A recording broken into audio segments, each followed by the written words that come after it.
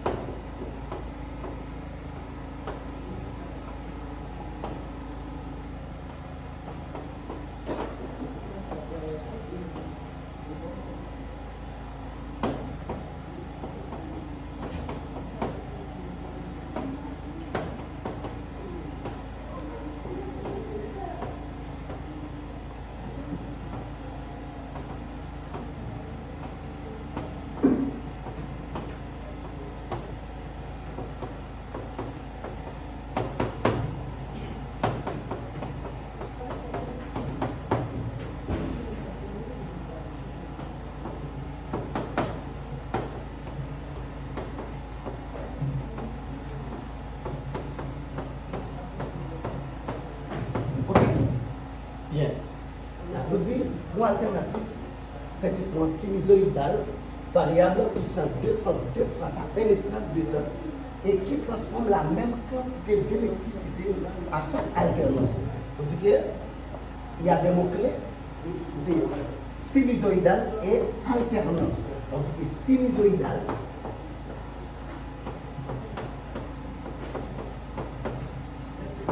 c'est une plane.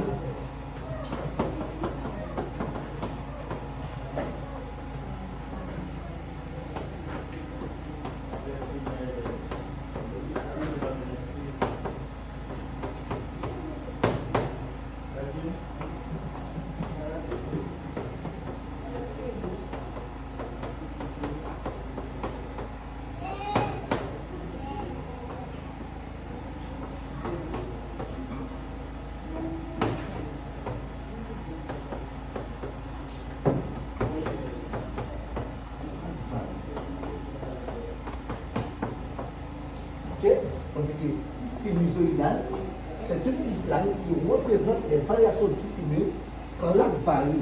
On dit que arc,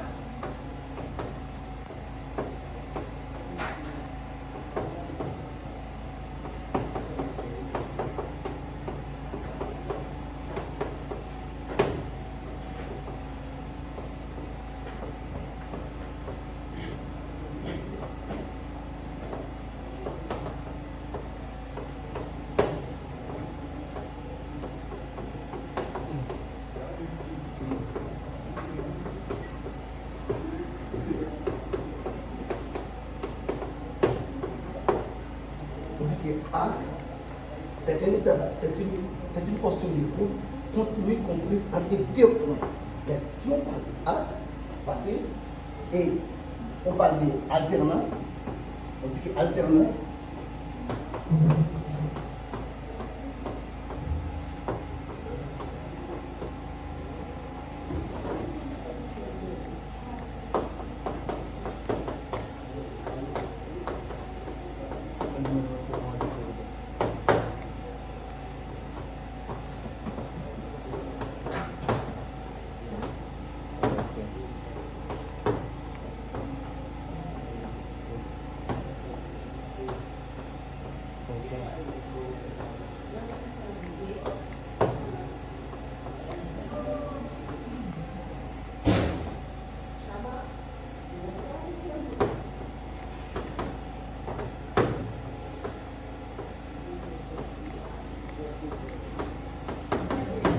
Ok?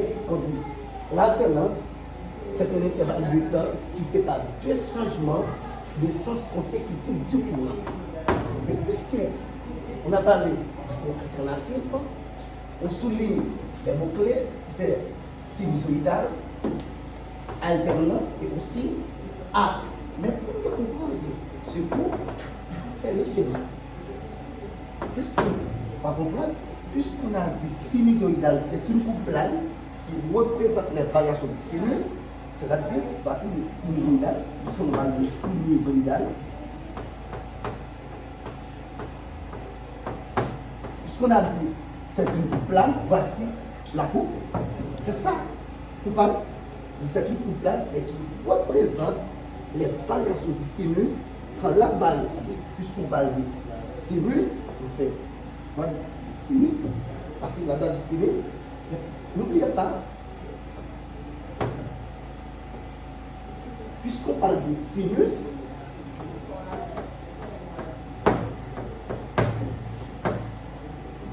il va la trigonométrie.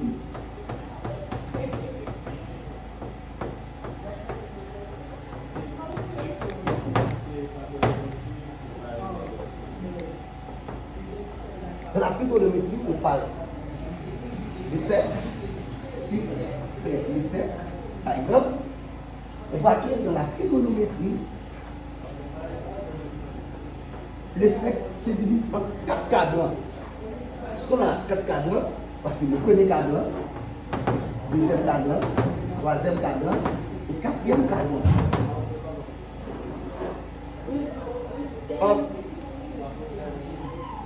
En trigonométrie, cette bloc s'appelle cosinus et ça s'appelle sinus. Et les milieux qu'on va voir, c'est O ou 0. Et là, on fait la personnification avec 0. Lorsqu'on parle de personnification,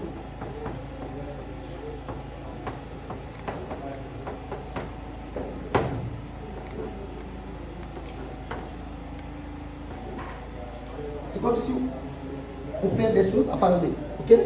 Puisque nous conservons une chose qui parle parler, le monde qui parle parler, c'était 0. Qui ça 0 va dire? On va dire si ça c'est droite horizontale là, à droite dit à positif, à gauche dit à négatif. Et droite verticale là, en l'air à positif et en bas à négatif. Dans le cas ça, en trigonométrie, dit puisque cos, droite ça c'est pour cosinus et à gauche c'est toujours même cosinus. Sinus, droite verticale là, en l'air c'est toujours sinus, en bas encore c'est toujours sinus. Finalement, c'est sinus que sinusoïdal là lui-même va le représenter. On dit que sinusoïdal c'est une coupe plane, okay, qui représente les variations du sinus, mais c'est quand la varie, c'est-à-dire si on parle de arc, mais on dit que arc, c'est une portion de coupe qui continue comprise entre deux points. Là, nous parlons de arc, et pour le faire, c'est comme si nous faisons un coup. Par contre, à ce moment, si nous passons droite pour ça, finalement, nous sommes capables de conserver ça comme un arc.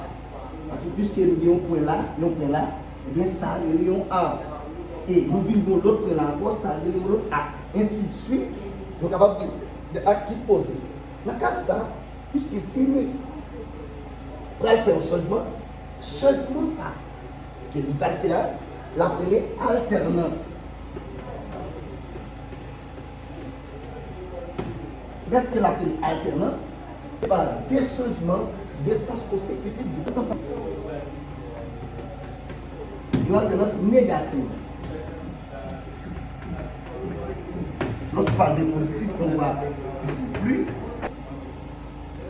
Là, mais pour expliquer plus facilement ce qu'on appelle l'alternance, il faut faire une grande différence entre les deux temps et deux temps.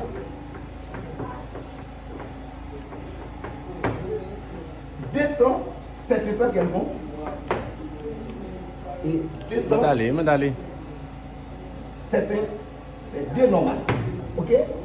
Si moi je vite là dans le commencement de la vidéo, et puis je fais au nombre de temps, je vais contrôler ni qui moment je venu, ni qui moment je quitté. Finalement, notamment de combien de temps qu'il me fait, je dis faire un nombre de temps. Depuis que je dis faire un nombre de temps, c'est-à-dire son temps quelconque qui est identifié. Mais 2 temps, ça c'est 2 normal. Si je viens là à 9h, je quitte là à 11h, exactement, je fais 2 heures dedans. Finalement, il a considéré de ça. Est-ce qu'il va parler de l'intervalle de temps, c'est-à-dire de temps quelconque a fait consécutivement. Puisqu'il a fait consécutivement, finalement, le monde qui va faire seulement ça, c'est sinus. Mais sinus, ça va faire un changement en éclairage. Voici le changement. Mais c'est ça qui est l'alternance. Divisé en 2 parties, une division alternance positive et une alternance négative. Qui est-ce qui fait une alternance positive et une alternance négative? C'est parce que c'est sinus qui m'a parlé de lui là, en les sinus plus et en bas vide moins. Finalement, c'est ça qui fait une produit ça qui est une alternance positive et une alternance négative. Ensuite, on dit qu'un courant alternatif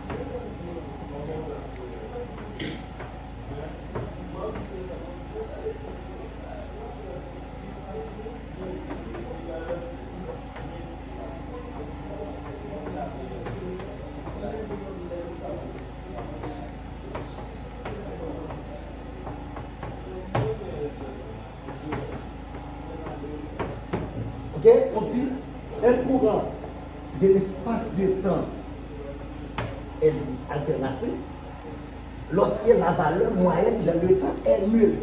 Comment nous allons arriver à une valeur moyenne ça? Pour nous, une valeur moyenne, c'est le même changement qui produit, nous dit pour espace de temps. Espace de temps, c'est-à-dire c'est sorti là pour arriver là. Dès qu'il est sorti là pour arriver là, finalement, c'est distance ça qui est égal avec un temps. Mais un temps ça, il n'est pas capable d'identifier exactement combien légal. C'est pour ça qu'on dit c'est un espace de temps. Mais comment arriver à jouer une valeur moyenne qui gagne? C'est lorsque je dis si ça c'est un temps, finalement nous baissons ça 1 demi et nous baissons ça 1 demi. À ce moment, pour nous faire calculer là, nous allons conserver signaux qui se contrôlent l'espace valeur moyenne.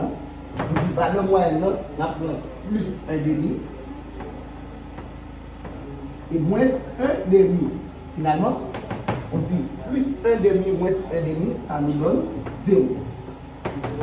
C'est ça qu'on parle de valeur moyenne dans le temps est nulle. Les amis,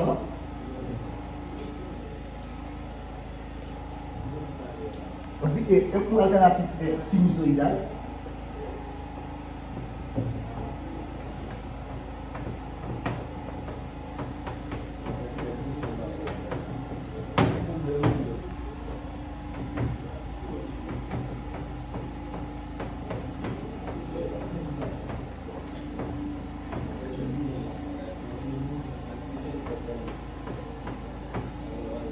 Parce qu'il n'est pas sûr.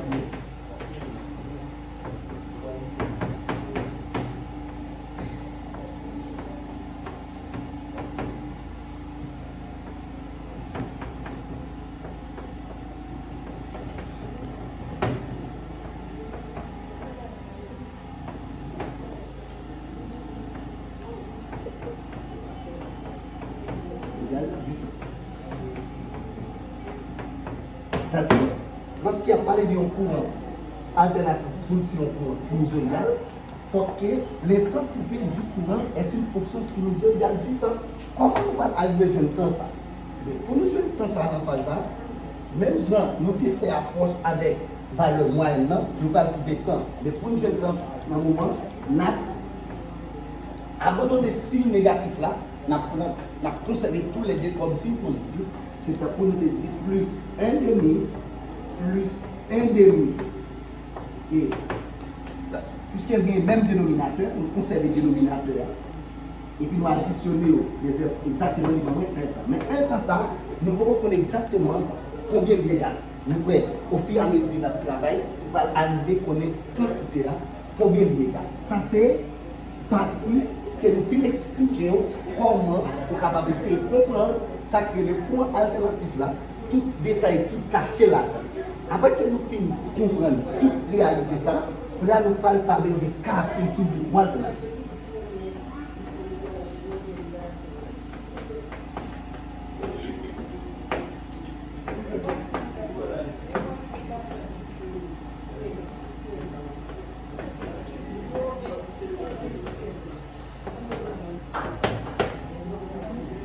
On dit que le point alternatif est caractérisé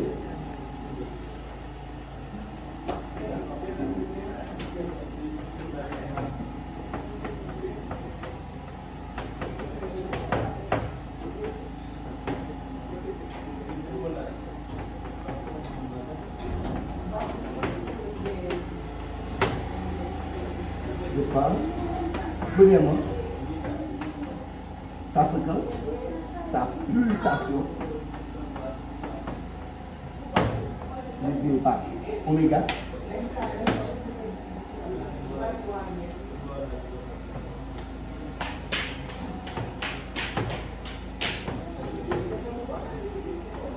l'angle de rotation, attention du coup.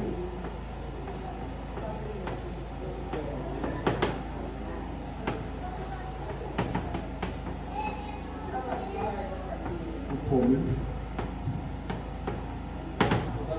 oméga égale avec B plus F. Elle s'exprime en radian par seconde. Deuxièmement,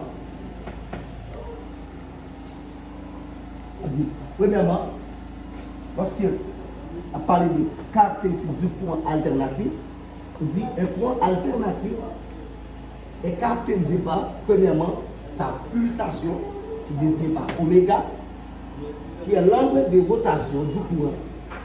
Elle a pour formule oméga égale avec D pi F, exprimé en radian par seconde. Deuxièmement, sa fréquence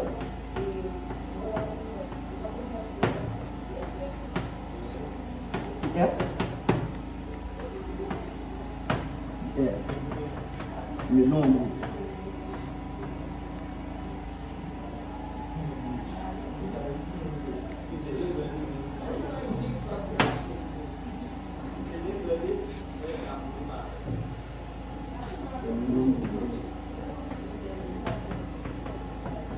de périodes par seconde.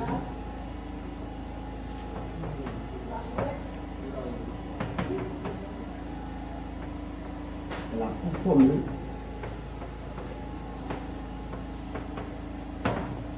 si F égale avec ce qui est oméga sur dpi.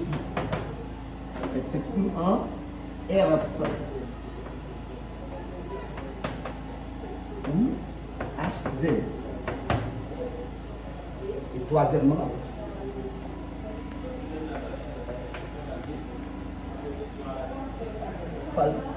ça période.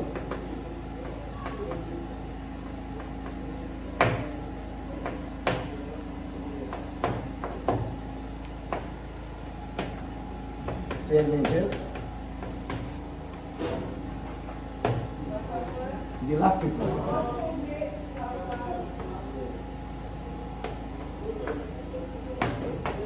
D'où grand T égale avec 1 sur F ou grand T égale avec D pi sur oméga.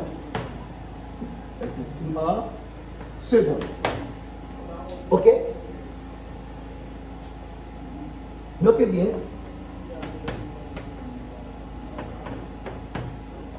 en Europe,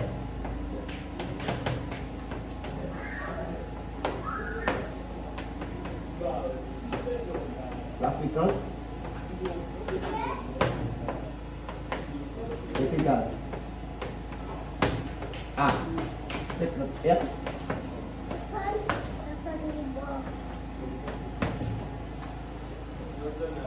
alors parce que là en Amérique